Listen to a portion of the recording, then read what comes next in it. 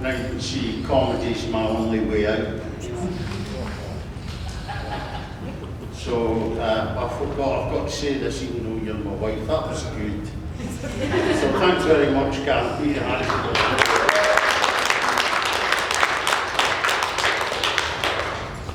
One of the big problems in psychiatry in Birmingham for a while was we had all these people who heard voices who kept speaking back to them in the middle of the streets.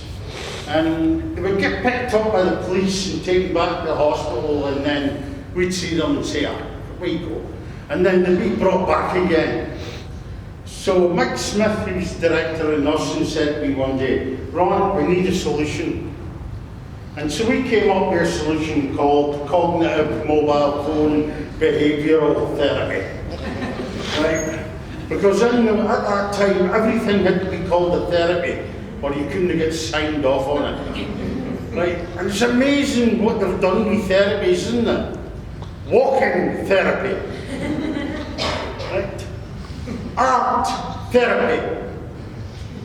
Bibliotherapy, which is reading, by the way, right?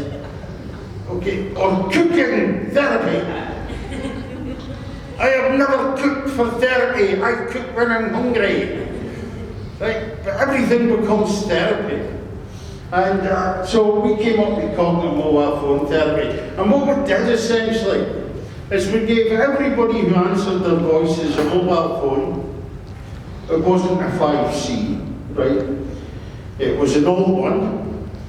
And most of them didn't even have batteries. And they certainly didn't have a contract. Okay? The worst thing in the world is to give a voice here or a contract on their mobile phone. I'd never be fucking off it. You know, hello, voices, speak to me. Right? And we said to people that had voices that couldn't had to answer back, if the voices start, pick up your mobile phone, put it to your ear and go, leave me alone, I don't want to talk to you at the moment. And everybody would think that's perfectly normal. And so that's what we did. And then it came in near Christmas and we decided to go on one of those Christmas trips. This is before the health and safety people got their mitts into our services, you know. And you've got to fill in 14 forms to leave the room. You know. This was simply, let's go down to London and see the Queen and do a bit of shopping. All in favour, aye, so we all were going. And one of the guys that was going was a guy called Vernon. Now this story is often told as an urban myth, but it's absolutely true. Because Vernon was my client, that's why I know it's true. And he thinks it's incredibly funny. Vernon used to use a mobile phone any time he was travelling. So if he got on a bus, the mobile phone came out to be, and as soon as he stopped travelling, it was fine.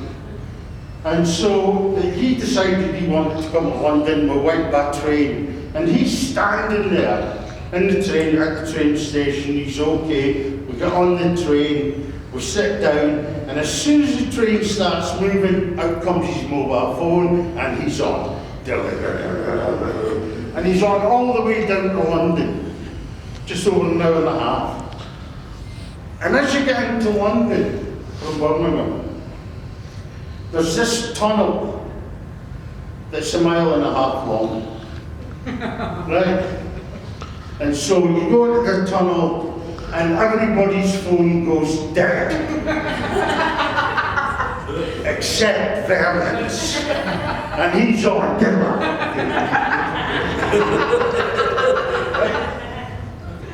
And it's madness. And he goes, and we come into the station, train stops, and Vernon goes, goodbye. Turns off his phone, puts it in his pocket. He's getting up to go off, and this guy in a suit, a big plush suit, comes up to Vernon and says, excuse me, can you tell me what kind of mobile phone that is? And Vernon looks at the guy and goes, it's a digital one, fuck off. That's a true story.